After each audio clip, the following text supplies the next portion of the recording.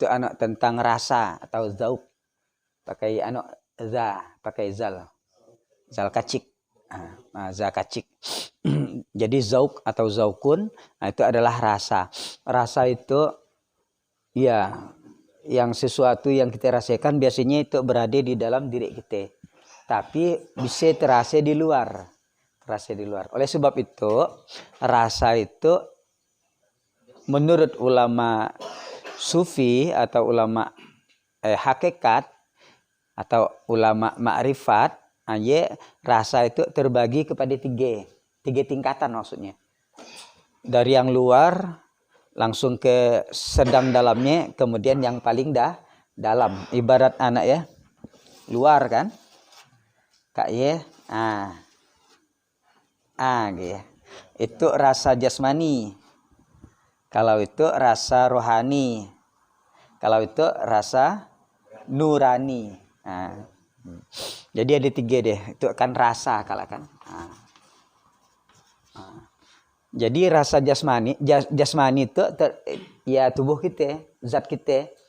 Mulai dari ujung rambut sampai ke ujung kaki. Itu termasuk rasa jasmani. Kalau rohani, itu yang ada di dalam diri kita. Yang di dalam jasmani. Dalam jasmani itu. Kemudian nurani, itu kan rohani, berarti ruh kita. Kemudian nurani itu berarti nur. Jadi di dalamnya lebih dalam daripada rohani. Jadi oke, sekarang kita lihat rasa jasmani. Jadi rasa jasmani itu, jadi jasmani yang merasakannya. Misalnya rasa pahit, tang pahit inyan tuh. Rasa manisnya.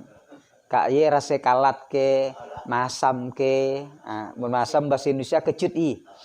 Pokoknya lah masing ke. Pokoknya yang biasa rasa oleh lidah. Kemudian yang dirasa juga oleh tubuh. Rasa sakit, misalnya kena tikak, rasa sakit. Kemudian apalagi kena pangkong, lagi sakit. Jadi kita merasakan sakit parut, umpamanya pusing kepala, itu yang merasakannya adalah jasmani. Makanya obatnya pun obat jasmani. Tapi sebenarnya bukan jasmani yang merasakannya.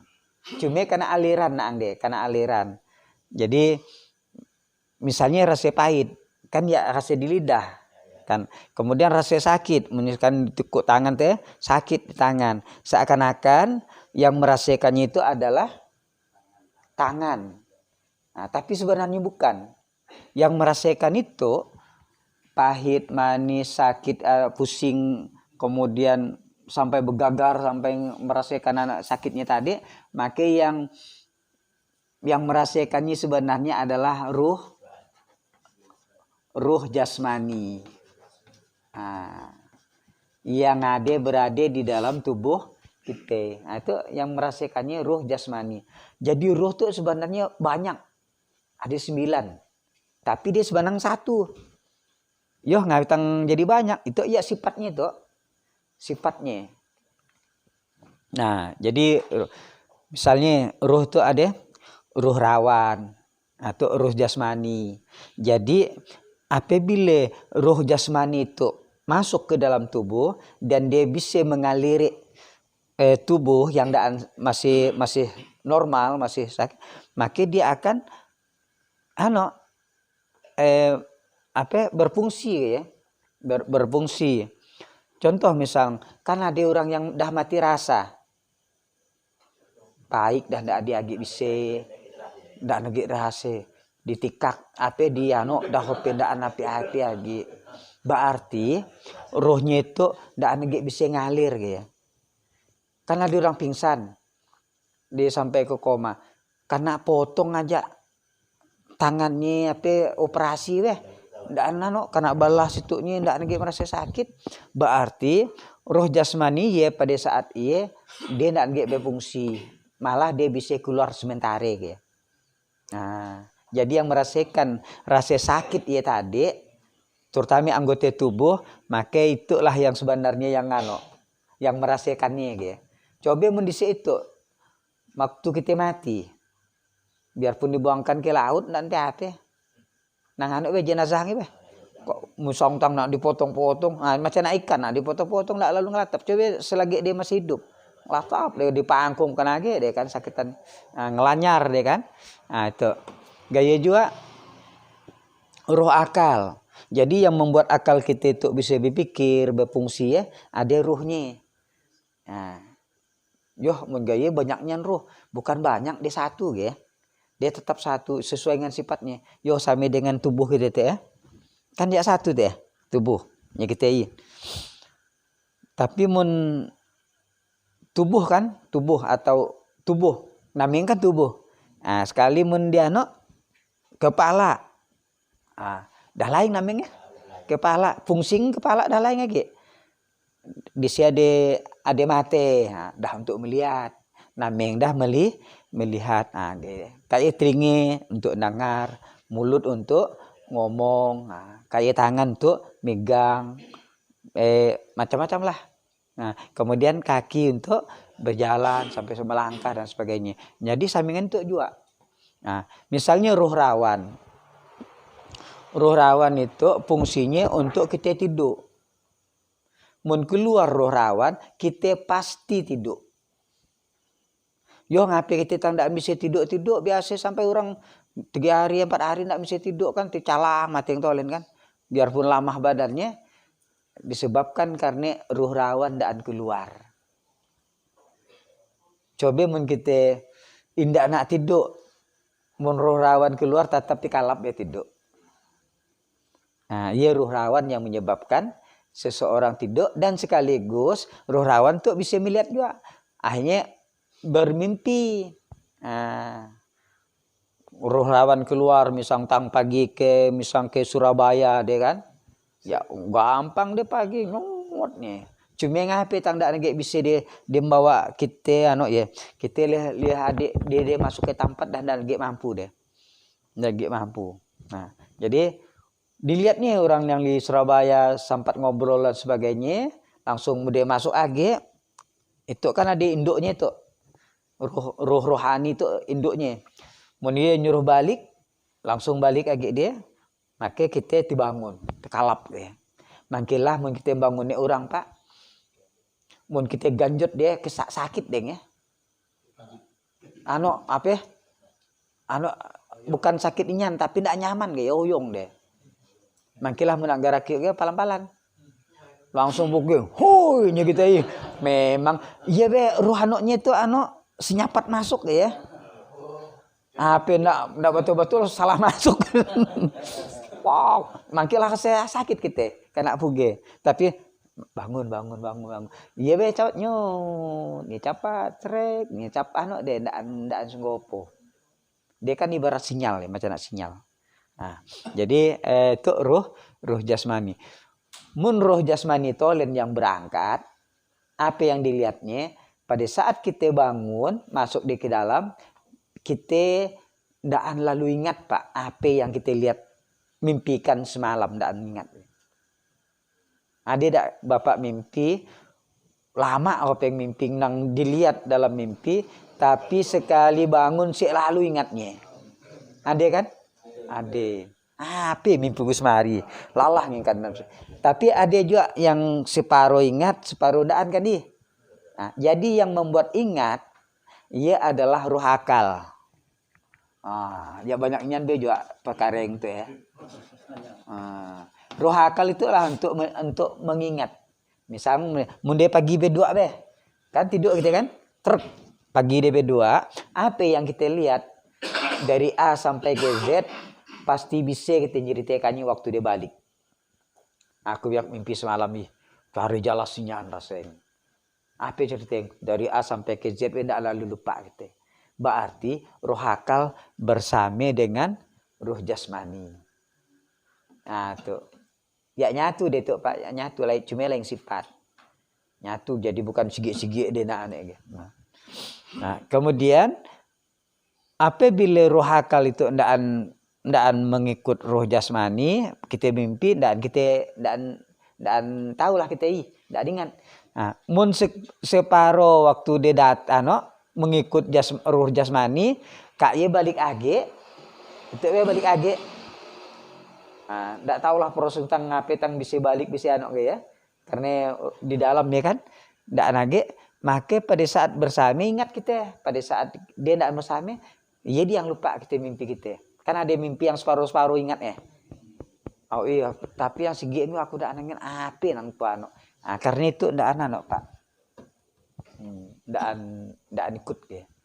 Nah, kalau rohani, roh asli yang keluar, berarti badan gitu, maka matilah kita.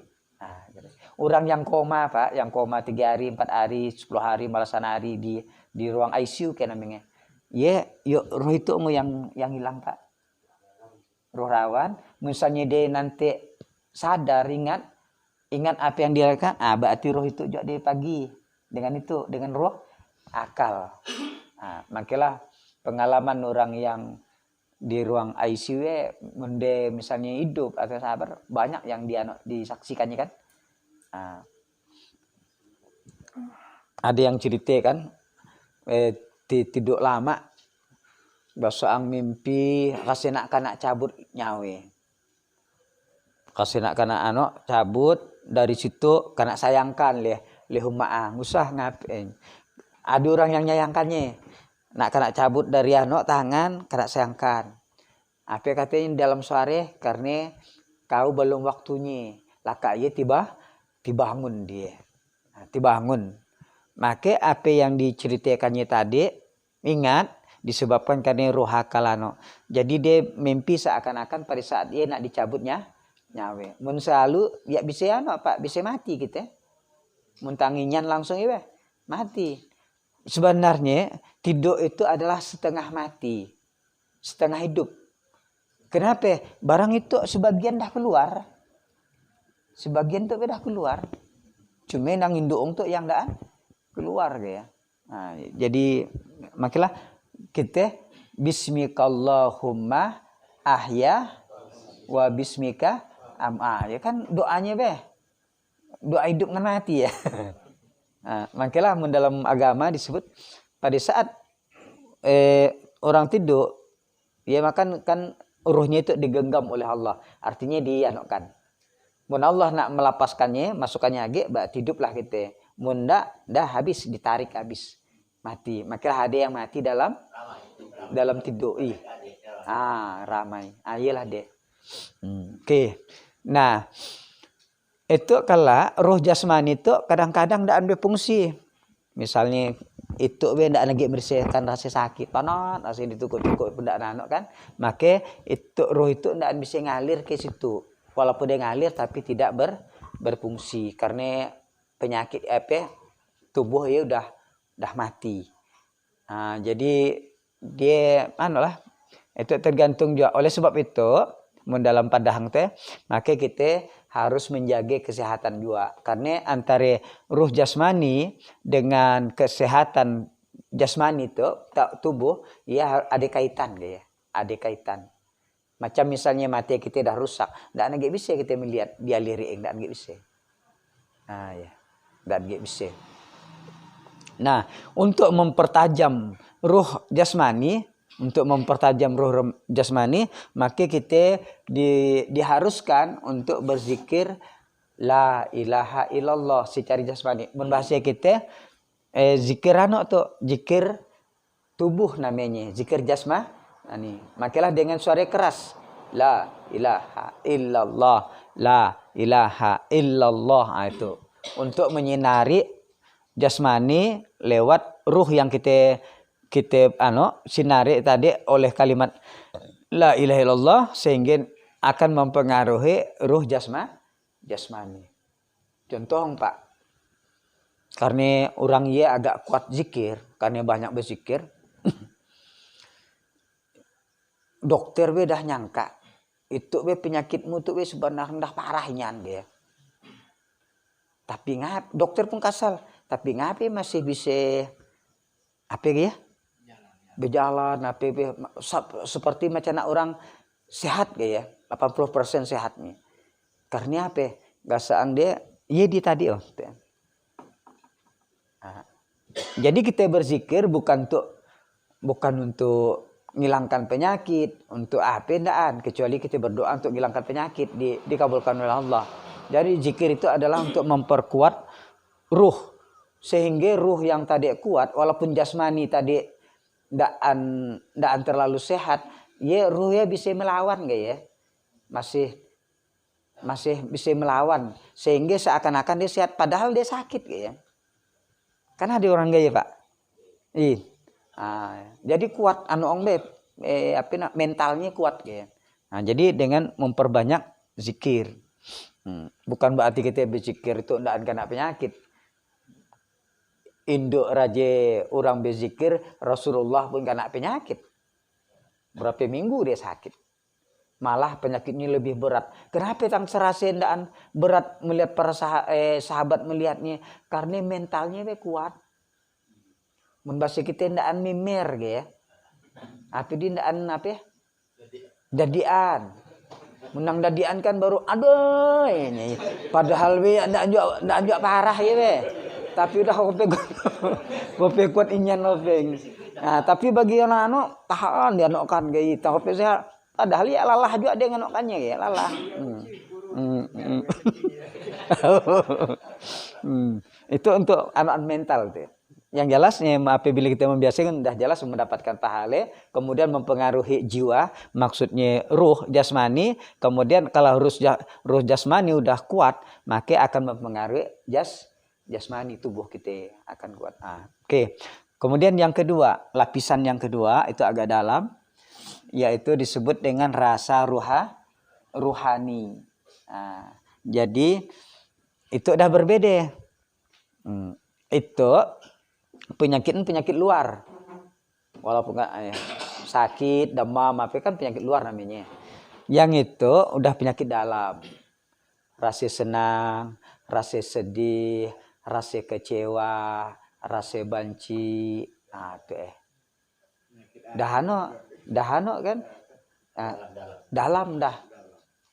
Itu misalnya dia bisa bersabar, bisa ndaan kan, itu penyakitnya yang merasakannya adalah rohani. Siapa yang merasakannya adalah hati. Hati kan bagian daripada ruh kan, bagian daripada itu dia merasakan. Mangkelah kata orang sakit hatiku, langar romongan biak ya. Bukan sakit badanku ndak. Menito sakit badan jasani, itu sakit hati. Suke rasing berarti hati yang suke merasakannya. Benci aku berarti hati yang merasakannya benci. Jadi itu deh noknya. Jadi untuk memperkuat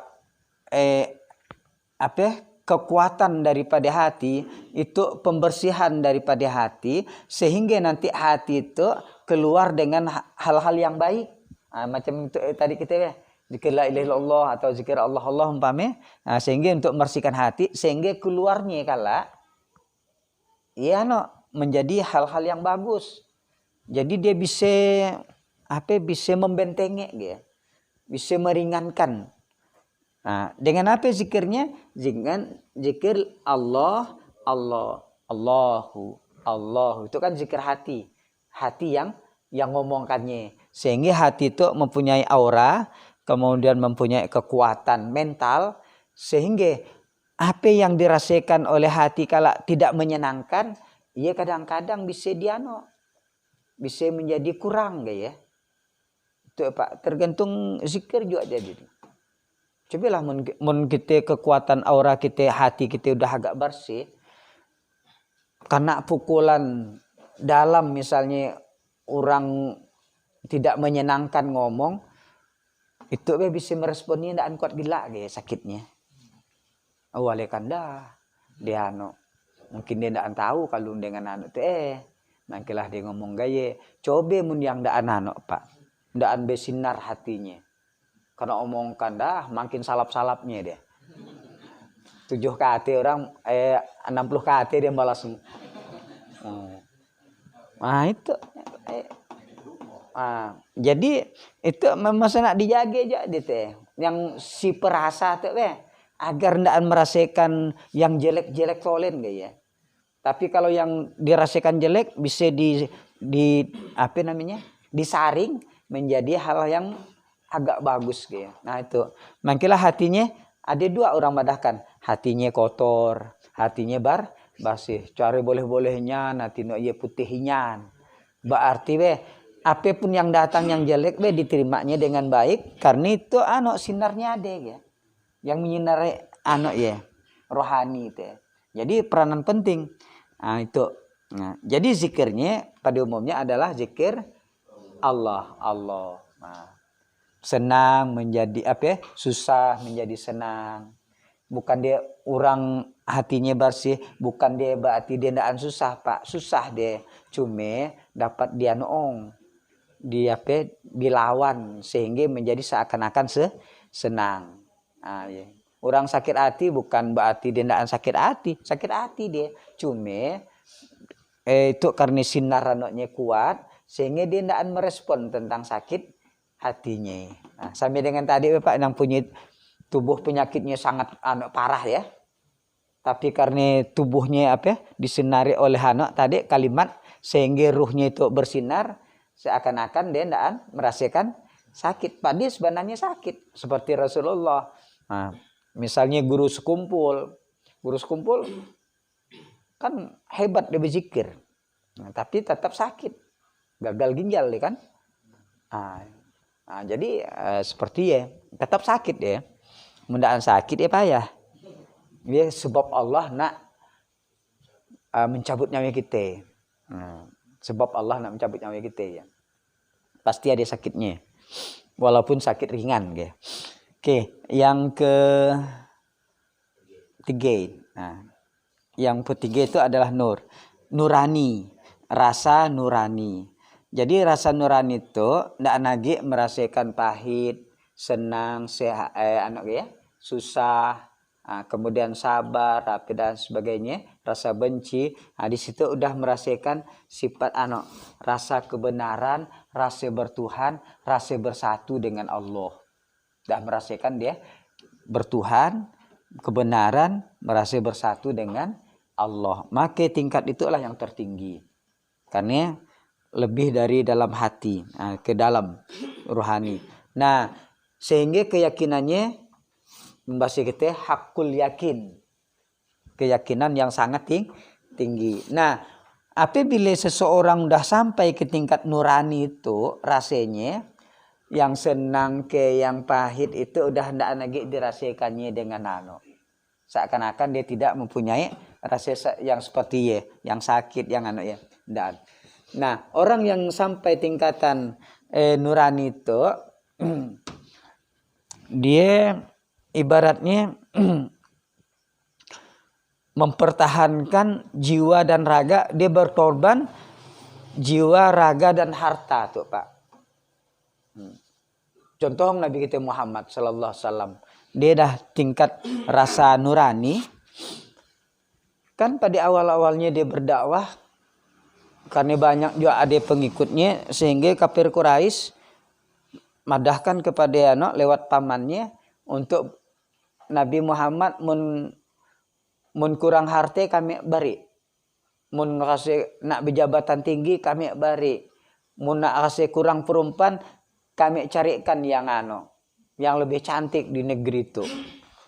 Tapi dengan syarat dia usah nak mendakwahkan Islam. Nah, tingkat kebenaran Nabi Muhammad tinggi. Apa dia madahkan ke pamannya? Kan aku tuh bukan nak minta yang macam ini berdakwah, tapi itu aku memang dah disuruh Allah. Seandainya di tangan kananku itu nanti dia orang berikan matahari, tangan kiriku bulan, aku pun tetap menolaknya. Ya Pak. Itu dah nak bisa nak disogok-sogok itu. Nak disayang-sayangkan dah lagi mau. Tapi menituk masih bisa dibujuk. Nang baik ya. Manis suy.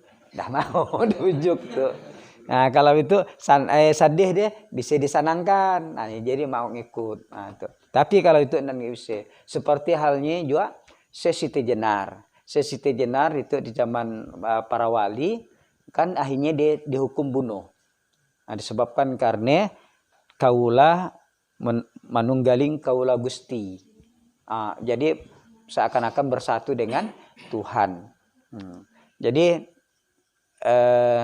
karena takut bahaya ajarannya, maka terpaksalah dia dihukum bunuh. Mau ke dia? Mau dihukum bunuh. Seperti Al-Hallaj, sami mau dihukum bunuh juga. Nah, pada saat Al-Hallaj itu hampir meninggal karena udah dirajam, ibarat dipukul, dilempari dan sebagainya. Lalu muridnya bertanya kepada Al-Hallaj, "Wahai guru, berikan pesan kepada kami,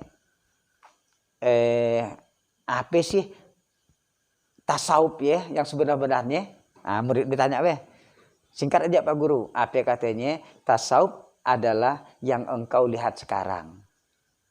Tasawuf adalah yang engkau lihat sekarang. Maksudnya seperti dia, hukum mati pun mau untuk mempertahankan ajarannya tadi, kebenaran. Maka itu adalah tingkat yakin yang sebenar-benarnya. Tapi ingat, kebenaran itu kadang-kadang silau menjadi kesesatan kan? Kesesatan kadang-kadang kita silau menjadi kebenaran. Contohlah, sekarang kita payah medekan mana benar mana salah. Yang seorang mengharamkan tahlil, yang seorang membolehkan tahlil.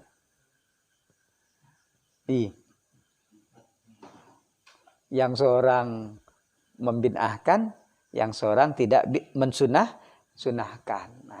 Kan payah.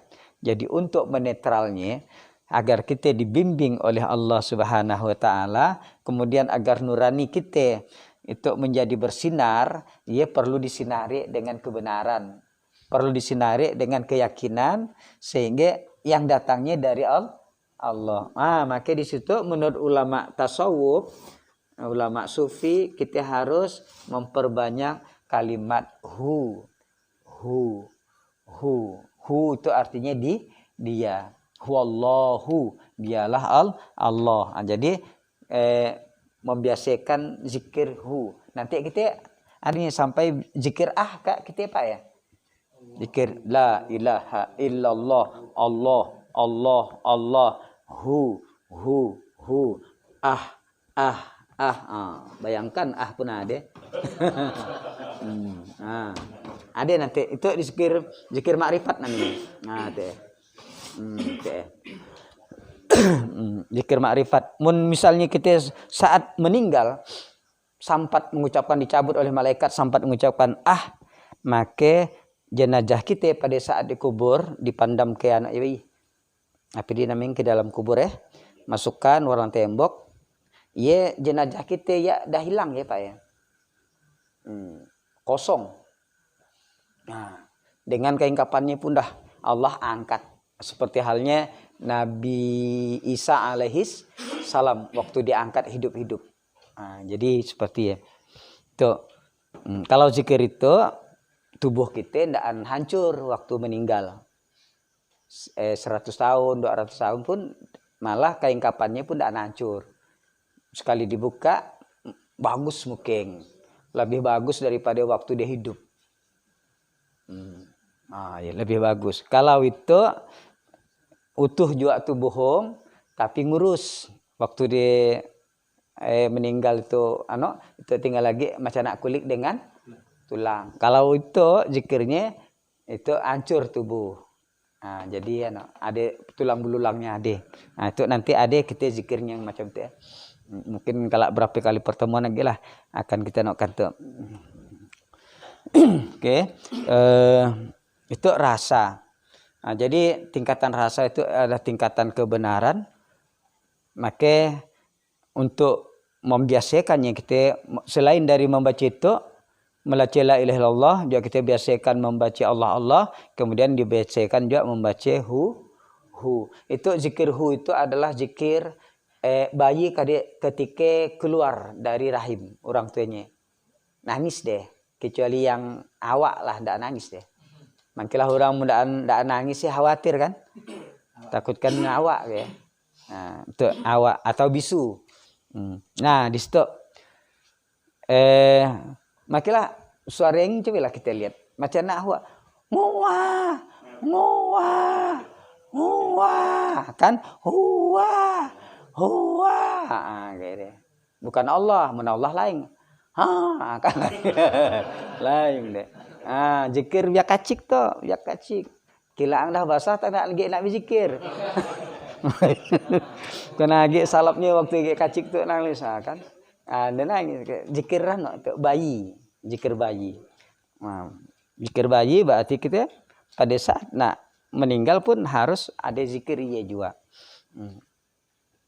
Nah, jadi kalau kita dah tampilkan itu luar biasa Pak. Misal kita contohkanlah kita belajar tarekat. Biasanya yang nak mudah berhenti ya tingkat-tingkat itu yo. Tu paling mudah nak berhenti. Barang baru kan pahit langsung ndak batah aku rasing. Ndak dibur dengan rasa manis. Jadi anak kaya.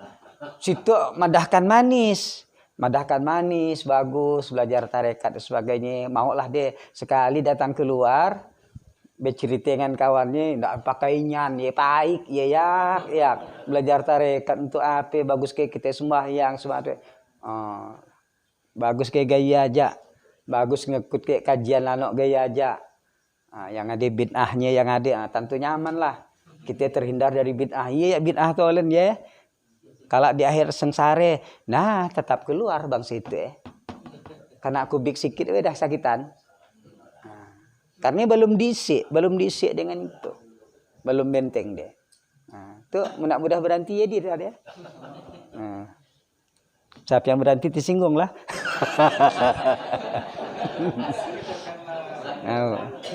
Berhenti.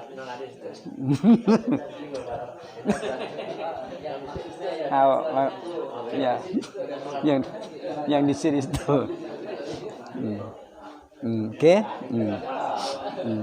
Yang kedua, kita dah tingkatan kedua itu masih bisa goyang juga tuh Pak. Walaupun dah tanggap tapi bisa goyang. Menkuat goyangannya itu ya tumbang juga tuh Pak. Bisa senang, bisa sajuk, bisa nyaman, dia berada berzikir ataupun berada dalam majelis itu, tapi bisa juga kena pengaruh itu. Dah tengah perjalanan, umpamanya GWI. Dah hampir nak tamat, ya dah kena pengaruh juga. Macam-macam lah pengaruh yang membuat dia daan senang, yang membuat yang sedih tetap bersedih gitu. Daan merasa sabar, daan merasa apa dan sebagainya. Maka itu akan keluar juga. Mun bahasa kita perahu dah besar, tapi karena ombak yang besar, maka tenggelam juga ibaratnya. Yang tadi perahu kacik. Karena gelombang kacik pernah masuk air. Yang itu Terus sebentar. Itu. Tapi kalau itu Pak Daan udah kapalan udah. Karena misalnya karena apa? Sakit gitu pun terlantang pingsan hidup anak labis dari pingsan dah nyagat age gitu. Yang itu tahan tuh.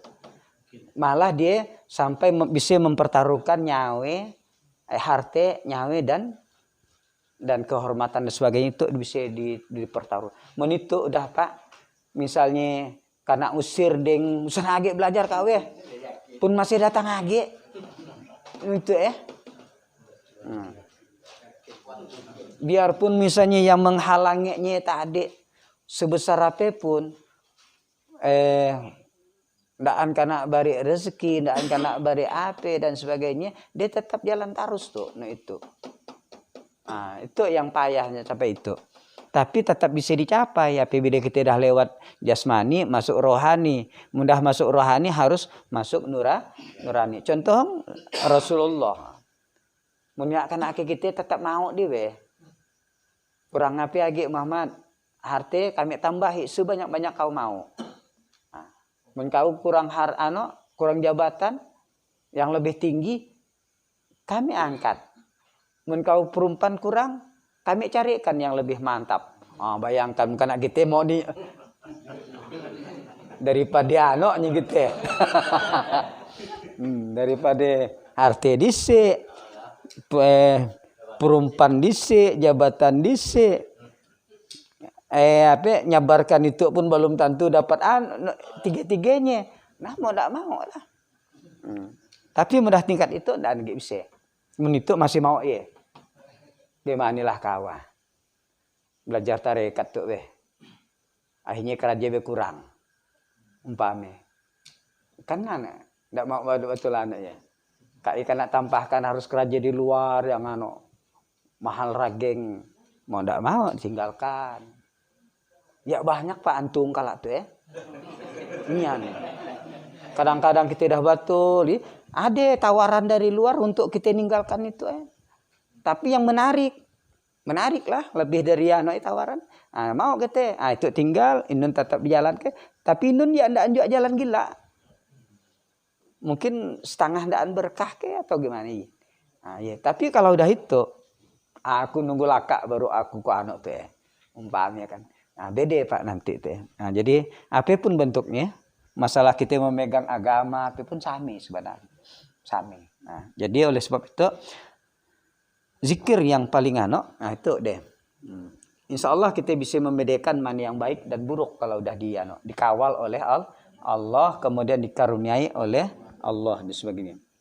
Nah, di situ dia anaknya. Tinggal lagi kita meningkatkan tingkat rasa jasmani. Udah sering kita lewati, rasa rohani udah kita lewati, mulailah kita rasa kebenaran, rasa bersatu, nyaman pada saat kita berzikir dan sebagainya, merasa bersatu dengan Tuhan, nyaman, merasa kebenaran bahwa yang kita pegang itu adalah betul-betul hakul yakin kebenarannya. Nah, ndak ada keraguan di dalamnya itu. Kalau itu masih ada keraguan, masih 20%, 30% ragunya itu. Kalau itu 50%. Kalau itu 30%, kalau itu udah 0%. Ya. Jadi mungkin sampai situ aja kita sampaikan tentang rasa. Kita cukupkan. Wallahul muwaffiq ila aqwamit thoriq. Assalamualaikum warahmatullahi wabarakatuh.